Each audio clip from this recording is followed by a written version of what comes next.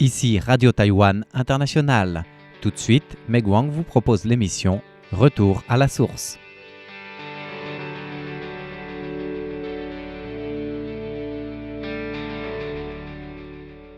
Bonjour à tous, nous rencontrons aujourd'hui le professeur Zheng Qingxian qui est le spécialiste des échelles à poissons à Taïwan pour connaître son travail, non seulement à Taïwan mais aussi en Chine.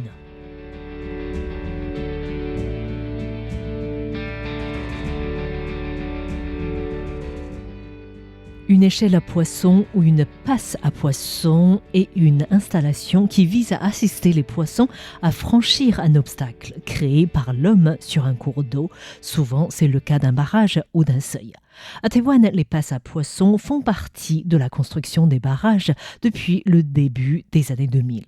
Le barrage de Shilin, achevé en 2002, est doté d'une échelle à poissons de 255 mètres de long. C'était le premier barrage écologique dans le pays. Ici, les poissons migrateurs se déplacent en amont en empruntant l'échelle à poissons pour se reproduire. Ainsi, un barrage qui prévoit une échelle à poissons permet de produire de l'électricité d'une part afin de répondre aux besoins des humains et d'autre part conserver un espace de vie aux animaux. Zheng Qingxian est le spécialiste à Taïwan de la construction des échelles à poissons. Il explique tout de suite la nécessité de mettre en place ce type de dispositif pour les poissons ou les crabes. Il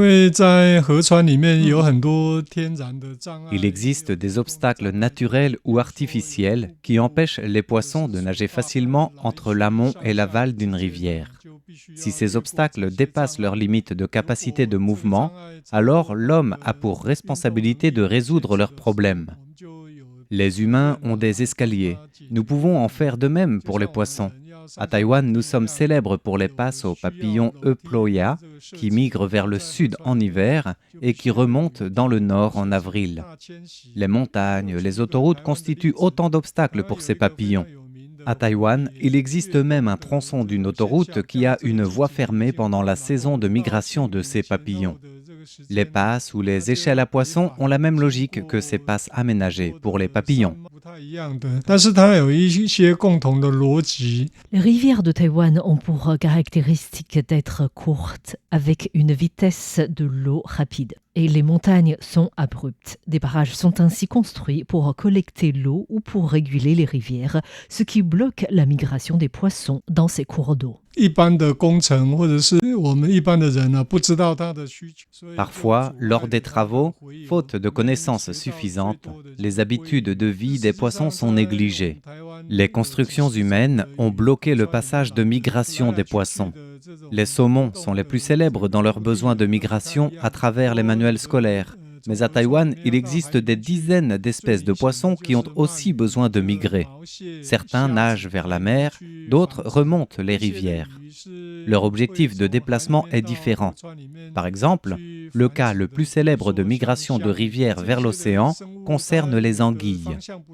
Certaines espèces de crabes ou crevettes vont à la mer pour leur reproduction. Le poisson ayu a quant à lui besoin de remonter la rivière depuis la mer pour la reproduction. Chaque espèce a divers besoins spécifiques et des comportements différents. Certaines se déplacent en nageant, d'autres en grimpant. Certaines sont plus grandes avec une grande capacité de mouvement. Il faut connaître les espèces d'un lieu pour pouvoir concevoir des passes ou des échelles appropriées. Il faut connaître des espèces d'un lieu pour pouvoir concevoir des passes ou des échelles appropriées. Lors de la construction de ces échelles à poissons, les spécialistes prennent en considération les conditions d'un cours d'eau, le débit de l'eau, de la vitesse et les spécificités des poissons. Premièrement, 3 questions doivent être posées. Tout d'abord, comment un poisson peut trouver l'entrée d'une échelle à poissons? Il faut connaître ainsi les 5 sens du poisson, la vision, la ligne latérale ou l'ouïe. Ensuite, deuxième question, comment un poisson peut réussir à nager à travers chaque échelon de l'échelle à poissons? Est-ce qu'un poisson saute? Quelle est sa capacité de nage? Ou faut-il un bassin de repos? Et enfin, la troisième grande question, comment les poissons peuvent se défendre contre leurs prédateurs en évitant d'être mangés.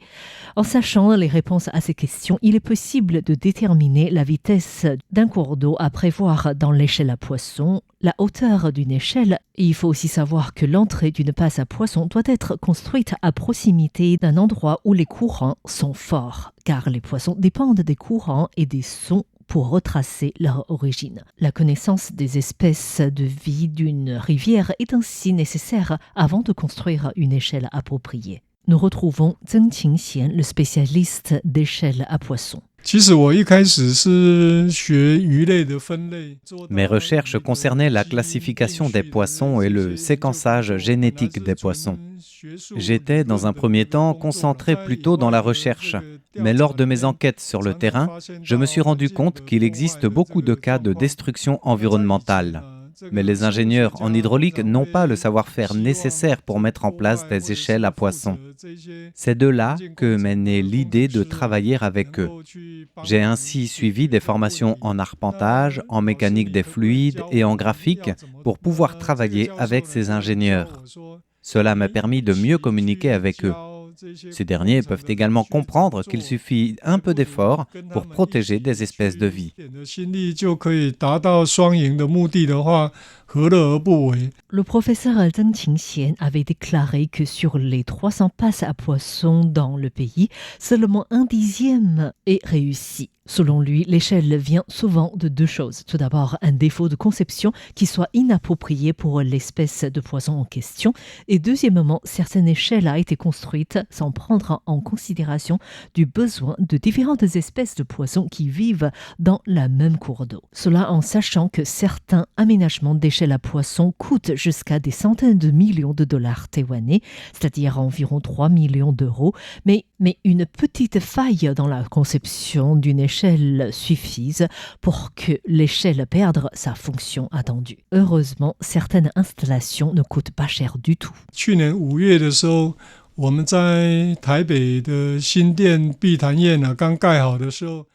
En mai dernier, le Nouveau Taipei a fini son projet d'amélioration du seuil Bitan. Il y avait des crabes qui remontaient la rivière depuis la mer, mais ils étaient bloqués par le barrage. Les ingénieurs avaient ainsi sollicité mes conseils. Et finalement, je leur ai dit qu'il suffisait de mettre en place une grande corde et les crabes la grimperaient. Et quelques minutes après l'installation de la corde, les petits crabes ont grimpé la corde et passé par le seuil. Cet exemple a vraiment fait comprendre à beaucoup de Taïwanais que parfois des corridors biologiques n'ont pas besoin de coûter cher.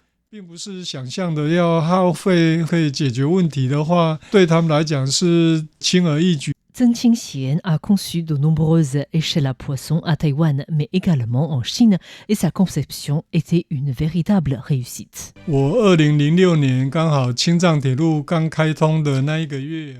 En 2006, lors de l'inauguration de la ligne ferroviaire Qinghai-Tibet, plusieurs chercheurs taïwanais ont pris ce chemin de fer pour participer à une réunion au Tibet. Et j'ai fait un arrêt au lac Qinghai, qui est le plus grand lac de Chine, et également le plus grand lac de soude d'eau salée en Chine. Et les chercheurs qui m'ont accueilli m'ont parlé du poisson Huang, Gymnocypris prewalskii. Il s'agit d'une espèce endémique qui vit dans l'eau salée du lac Qinghai, où la salinité est de 15 sur 1000. En juin et en août, ces poissons remontent en amont la rivière pour la ponte. Or, en raison du développement agricole, des barrages ont été installés, ce qui bloquait la migration des poissons. Les ingénieurs y ont également installé des échelles à poissons. J'ai donc voulu partager nos expériences. Et je les ai invités à Taïwan en 2007 et 2008, et ils ont visité les différentes installations. J'ai ainsi conçu une maquette d'échelle à poissons. Et sur le terrain, 30 minutes après l'installation de ce corridor à poissons, il était déjà rempli de poissons. Après des statistiques compilées en 3 mois, l'échelle large de 90 cm et grande de 60 cm avait été empruntée par plus de 500 000 poissons. Ces statistiques ont été effectuées à travers des caméras de surveillance, ce qui permet de noter que 34 poissons empruntent cette échelle chaque minute, et cela pendant 13 heures par jour. Cet escalier a été démonté 2 ans après, puisqu'ils ont construit une échelle beaucoup plus grande en se basant sur mes techniques. Et c'était un succès conséquent. Le professeur Zheng Qingxian, qui est déjà à la retraite, reste actif dans la construction d'échelles à poissons à Taïwan. Malgré les succès de ces échelles, son rêve est plutôt de créer un environnement écologique fluvial où il n'est pas nécessaire de construire des passes à poissons. Et dans cet environnement, les personnes s'unissent pour le préserver, ce qui permet de protéger les poissons. Ces lieux peuvent devenir par la suite un parc écologique et dans l'étape suivante, l'écotourisme pourra se développer, permettant de financer au retour la protection de l'environnement.